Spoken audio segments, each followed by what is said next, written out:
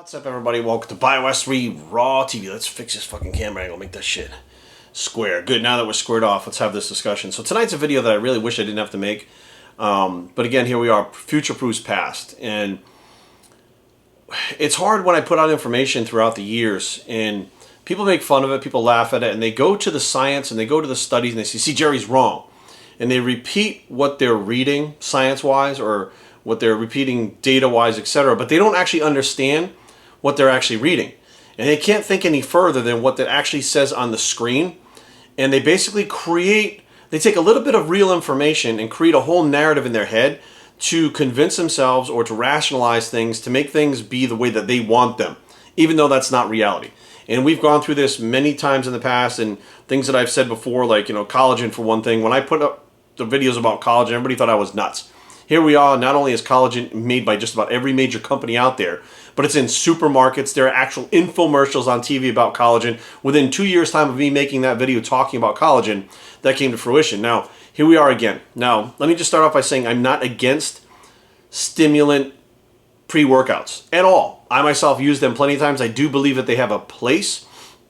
I do believe they have a way to be used safely and properly. However, I do feel like nowadays people are not using them safely. And what's happening is exactly what I said would happen. There have been a few cases now reported, and just the ones reported, of people having heart attacks using otherwise healthy individuals, healthy young individuals, having heart attacks using these high stim pre-workouts. Now, let's break down what is going on and how to keep you safe, okay? How to not be stupid, all right? Don't be one of those people that read something on the internet and goes, oh, well, see, this says this, so doctor said that, so it's fine. I'm going to be fine. I'm going to kind of go a little more in depth, which, again, future proofs past, and sometimes you have to show people. You can't tell them. You have to show them. So I'm going to have to literally walk through this like I'm actually explaining to somebody that doesn't understand any of this stuff. So if you understand pre-workouts and caffeine and you understand, listen, cool. If you're into energy drinks and stuff, listen, just hear me out. Okay, just take everything emotionally that you have attached to these stimulants, push it aside, and listen to what I'm saying, okay? Now, the latest one was a TikTok video, and they've done this like, what do they call it? It was like it was a dry scoop. That's what they call it, dry scooping. It's like a big thing on TikTok now where you take either protein powder, which is, it doesn't have any stimulants in it, so you throw like a whole scoop of protein powder in your mouth, which is stupid, right? It just cakes up and makes you fucking choke. Or taking the pre-workout. Now, bodybuilders and people in the fitness industry have been doing that for quite a while. They just take the scoop, they throw it right in their mouth, they drink it with some water, and they go do their workout. So dry scooping is not anything new. However, it's very new to the general public. And these people that are having heart attacks are not bodybuilders. Okay? They're not competitors, they're not bodybuilders, not even people in the fitness industry. They're normal people. Now, bear with me. So the first thing that we get to is I say, well, caffeine is a stimulant. Now, I am totally stimulant free. It's been about 3 or 4 years now. I did not pay attention to stimulants, what they did to my body in long term, until I started dating my wife, Erin. Now, what Erin does for a living, okay, listen to me. This is not bullshit. This is not stuff online. This is not a forum. Erin works in the CVOR, the cardiovascular operating room, CVOR. And what she does is a registered nurse first assistant. She assists the surgeons in doing open heart surgeries. Whether it's bypasses, heart transplants, cabbages, you name it, all they deal with is the heart, okay? They know everything there is to know, these people, about the heart. Now, listen, when you open someone up who has done cocaine for a length of time, meth, anything that's stimulating the heart, including large amounts of caffeine, the heart doesn't have the same electrical impulses and contractions as a heart that doesn't get that stimulation all the time. And it doesn't matter. Your heart does not know. And this should go with you IFYMers. The body doesn't know whether it's a sugar carb or a complex carb, or it has no idea. A carb is a carb. Well, the body does not know whether that stimulation came from a line of cocaine or a tablet of caffeine or a hit of meth. It does not know the difference. Phentermine, those stimulants that knock your appetite off, heart valve problems, right? Why? Because the heart is being stimulated by a drug, and that one wore the heart out faster than some of the other ones. That was a heavily prescribed medication where they took off the market because of the heart valve problems. Now, pay attention. With that background, I learned that caffeine is very similar in action to cocaine as well as these other stimulants on your heart. And as I was getting older, I realized I was taking a lot of caffeine in. I was doing energy drinks all the time. I was taking high Stim pre-workouts. I was combining them, having like an energy drink in the morning, a couple hours later have another one, throw a couple scoops of pre-workout, go do my workout. That was very common for me. And I realized like my body itself like was going through a kind of adrenal fatigue thing where, you know, I didn't have energy. I was having more lows than highs, and the stimulants wouldn't last very long because you build up a tolerance to these stimulants. Now, pay attention. That's important. Now, so I cleaned my body out of all those stimulants. So this is not something that is, you know, a sudden thing that I've been into. It's about 4 or 5 years that I didn't just study it, but it was brought to light by my wife, by the people that work with her, by the things that I was learning about the heart that is not in the bodybuilding world. That's real. Right? Real time, doctors, scientists, real people, right? Well, when I put this out about stimulation to the heart from caffeine, people pointed to the studies for coffee. All the studies you see about caffeine in the heart come from coffee, right? And they go, see, coffee, caffeine's fine. You can have 600 milligrams a day, long term, up to 30 years, blah, blah, blah. They start repeating this stuff. Now, let me break down what is going on here, right? I'm going to try to really go a little more in depth than a lot of other people do so that you guys really understand what's going on, right? So the first thing that we talk about, right, is caffeine in the heart, right? Can caffeine affect the heart? And how does it affect the heart? Caffeine, I'm going to read this right off. This is from PubMed. Oh, this one's on, PubMed. So caffeine can act on enzymes in the heart that stimulate the intensity of the heart's contractions. Caffeine can facilitate the release of natural hormones that act on the heart to release norepinephrine, which can produce a stimulating effect similar to that of adrenaline. Okay, so it's like having adrenaline nonstop. So you're not realizing that that's what caffeine can do, right? So it says a new study, this one's on WebMD, in the new study, moderate coffee drinkers, those who consumed 2 or 3 cups a day raised their risk. This is what people are not paying attention to, right? They say long term it's healthy, right? 30 years. This is the new studies, okay? New studies of specifically coffee drinkers, right? Which would be the least amount of caffeine that people are taking in. Energy drinks and pre-workouts are way more than that, right? The new study shows that those who consume 2 or 3 cups of coffee a day raise their risk of having a heart attack by 60%, right? 60% by drinking a single cup of coffee a day, right? The light coffee drinkers, the single cup, increase their risk of heart attacks by more than 4 times than they had with 1 cup. Now, here's the thing. This is new. These are not what people are pointing at. So here's the data. The scientists are saying that if you drink 3 cups of coffee a day, you increase your chance of having a heart attack by 60%. Even 1 cup of coffee a day, right, could increase your chances 4 times than if you didn't have any coffee. These numbers, I'm looking at these things going, this makes sense. This wasn't around 5 or 6, 10 years ago, right? This data wasn't there. This is new data. Now, bear with me. So the next thing we're going to need to look at is what is causing the heart attack in these people that are taking the pre-workouts, right? If people can drink coffee and it just increases your chance of 60%, right? Well, then what is going on? Why are people taking 1 scoop of pre-workout and having heart attacks? Now, not everybody does, and there's a reason why, right? Hang in there. So every cup of coffee, I looked this up to make sure too, because there are different numbers depending on how you brew the coffee, but an average cup of coffee has 95 milligrams of caffeine in it, right? So let's say you had 2 cups of coffee. You got roughly about 200 milligrams of coffee or caffeine that you put in your body through those 2 cups of coffee. Now, with those 2 cups of coffee, are they literally drank at one time? They're sipped on in the morning. People get up in the morning, they sip on their coffee, right? They go through 1 cup maybe. Maybe they have another cup. But the point is, it gradually enters the body. It's not all at once and slamming and shotgunning in your body, right? All of these products that we have out there now, energy drinks, because those things have got some 300 to 600 milligrams of caffeine per energy drink. And we have stimulant pre-workouts that are 300 to 600 milligrams inside 1 scoop. And people will take 2 or 3 scoops of those. And what they'll do is they'll point at the studies that said long-term studies showed 600 milligrams of caffeine long-term per day was deemed safe. Let's break that down.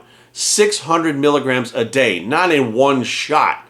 600 milligrams a day split up, meaning you had a couple cups of coffee in the morning, maybe you had a couple with lunch, and you had a couple at night. They were split up. It allowed your heart to go up. The stimulation allowed your heart to come back down and normalize again before you did it again. You didn't jam all 600 milligrams inside one shot like that. Now, also, when they looked at the 30-year study, let's be real. These people that are having heart attacks are not even 30 years old. They're like 22 years old dropping dead of heart attacks, right? That person that had 30 years of coffee, right? 2, 3, 4 cups a day, 5 cups a day, whatever the case may be. Those coffee drinkers love their coffee. It's not just about the stimulant effect. It's the ritual of making it, the smell of it, the taste of it, everything, right? So these people have long-term built up a fucking tolerance to this caffeine. So they can do 600 milligrams a day long-term because they've been drinking coffee since they were 18 years old, right? And now they're looking at it and they're like, wow, they're 35 years old and they've been drinking coffee for 20 years and it's still safe. They have built up a tolerance, and although they may increase the coffee, they're increasing proportionally with the tolerance that they have. You now have these other kids that they're like 20-something years old. And what are they doing? They have a couple energy drinks a day. There's like 200 milligrams, 300 milligrams, whatever's in those energy drinks, because they vary so much. So they may be getting 200, 300, 600 milligrams of caffeine just from the energy drinks, right? And those energy drinks, they're not shotgunning those energy drinks. They drink the energy drinks, right? So again, you're putting this caffeine into your body and it's entering your body slower than a shotgun method. Well, with this dry scooping, it is the shotgun method. You are getting 600 milligrams, boom, in one scoop, instantly, in somebody's body that does not have a tolerance to it. Now, do you understand? Let's go back again to talk about how caffeine is a stimulant, similar to cocaine and similar to meth. People think I'm fucking crazy, but that's the story of my life. I'm crazy now and respected later. I'm willing to be called crazy and stupid and asshole and everything now. It's later on when people go, shit, Jerry already talked about this. This has happened so many times with so many things on YouTube and in my life in general that I just sat down and used logic and reasoning and said, this makes fucking sense. And eventually, in the future, it proves what I said in the past. Future proves past. That's what's happening again. People are using high dosages of caffeine, high dosages of stimulants, not the way that the studies say that they were used and deemed safe, in a completely new, radical way that someone is going to get hurt. And it is happening. Now, this is just the ones of people that have been reporting it in the news. There are a lot of people that wind up going to the hospital with stuff and they don't know that it's something that they took. They'll say, well, I took this, I took that. They don't say anything about it because they know. They'll be like, shit, I took this pre-workout on the way to the gym and all of a sudden I started having a fucking weird chest pains and shit, having a panic attack, an anxiety attack on the way to the gym. And some people end there in the hospital having a panic or anxiety attack because of the stims. Other people, it progresses into heart attacks. And they're not getting reported because why they did it to themselves. They're fucking idiots. They're so fucking stupid that they're embarrassed to report this shit and it never actually gets out there. Happens a lot in the fitness industry. People fuck themselves up all the time with stimulants, with different steroids and drugs that they've used, wind up on medication. Some of your favorite bodybuilding stars have been on medication for health issues that you don't even know about. Because if they told you about it, they'd look like a fucking idiot because they did it to themselves with the drugs. So this is not new. This is something that's been going on in our industry forever. The bottom line is you don't know about it. So now what happens? You have people that should not be consuming those high amounts of caffeine in those fucking small bursts. Period. You have people that don't know how to accurately use those products. And what they're doing is they're going out there and they're fucking taking them and they are harming themselves. And I told you, I said this would happen a couple of years ago when I cleaned my body out. I said someone is going to get hurt with these because me as a consumer, I didn't understand the things I'm telling you now. And many of you are not understanding what the fuck I'm saying because you're not on that level yet. You're not on the level of thinking clear. You're more on the level of let's get huge, let's get shredded, let's lift weights, let's get girls. I get it, man. I was there. But the bottom line is you cannot deny real science. And when science tells you that anything that stimulates your heart, okay, is a stimulant, and it doesn't matter what source it comes from. If something scares you and you have that burst of adrenaline, that burst of adrenaline increases your heart rate. It is the same fucking thing as caffeine, cocaine, meth. That is the same feeling. Adrenaline is the same feeling as when you do cocaine. You know how I know? I've done it before. So the bottom line is, guys, you're not getting it. Like, just because something might be natural, it might be accepted in society, it might be deemed safe being used a certain way by doctors and scientists for decades or generations or whatever, does not mean that the way we're applying it is safe at all. Now, that being said, Jerry, well, how the fuck are you supposed to use these high stim pre-workouts? Sparingly. Very sparingly. Pre-workouts were never made for you to take every single fucking day of the week because maybe you train every day, or every single fucking workout. I've seen people even fucking slug down, take a fucking dry scoop, and do some cardio. Why the fuck do you need to do a stimulant before your cardio in the fucking morning? Like, what fucking kind of crazy workouts are you having for your fasted cardio? What the fuck? Like, I just can't wrap my, because everybody needs, well, I need to get the most out of it. I don't want to waste my time. And what's happening is you're pushing so far that eventually you're going to fucking hurt yourself. And we're seeing it. Half of these people that take fucking dry scoops, they physiques look like shit. They don't look like they fucking lift. They're not bodybuilders. They're like the average person looking at bodybuilders. The average person looking at models and Instagram people and whatever, thinking those people got that way because they train so hard. Most of the time they're on fucking steroids. Those people train so hard that they look like that. In order for me to train hard, I need to take that supplement that makes me train harder in the gym so I can look like them. And they said this is the one that they take to do it. That whole fucking bullshit story is what's causing this. Now, how should they be used? Listen, you buy a can of pre-workout, right? The first thing you do is you look at the fucking label and you see how many milligrams of caffeine are in it. And if you're not somebody who takes energy drinks and drinks coffee regularly for years, you don't need a whole scoop of that shit before your fucking workout. You need about a half a scoop, and depending on the milligrams, I'd say 200 to 300 milligrams is fucking plenty for your workout. And most people, I'd say you could probably get away with half of that, like 100 to 150 milligrams, and have a better workout. You do not need to fucking take all this caffeine, all this fucking stimulant and go in the gym. You don't understand what it does. It stimulates your central nervous system. By stimulating the central nervous system, you can move weight in the gym. However, and I've gone over this and it pisses me off that I'm having to do it again because many of you don't care about your health. But if I tell you by taking too much stims too often, you'll reduce your muscle gains, you might listen to that. So hey, if I save your life from fucking trying to help you keep your gains, I don't give a fuck. As long as I'm saving your life, it doesn't matter. Bottom line is, when your central nervous system is stimulated like that, you're not fine. You can move weight. You feel strong. You feel energized. Blah, blah, blah, all that bullshit, right? You feel like you're fucking Superman on top of the world. Those fibers in your muscles have to be contracted in order, right? So you go through the type 1 fibers, type 2 fibers, type 2B fibers, 2A and 2B fibers. Those type 2B fibers are the ones that are responsible for most of your growth. How do you get those? By recruiting those fibers in order. When you take a stimulant, you do not recruit them in order. And the best way I can explain this is the lady who the car falls on her kid and she reaches down and she picks up that fucking car. She's never lifted a weight in her life. She picks up the car and pulls the kid out. How the fuck did she do that? It wasn't the muscles that fired on their own. It was the central nervous system that allowed her body to fire more muscle fibers at one time and contract and lift that off their fucking kid. Just like powerlifters, when they lift that one fucking rep, that is not all their muscle fibers in order firing to move that one rep. That is a central nervous system sending a signal to fire as many fibers as possible to move it that one fucking time and move and create force. So the more that you're creating force and not recruiting the muscle fibers for muscle growth, you're not getting the gains that you should be. So now, you want to be successful gaining more muscle? Here's the thing. You had a rough day, didn't sleep enough last night, didn't get all your calories in, whatever the case may be. You don't feel like you have the push in the gym. You take a scoop. You go to the gym, you have a good workout.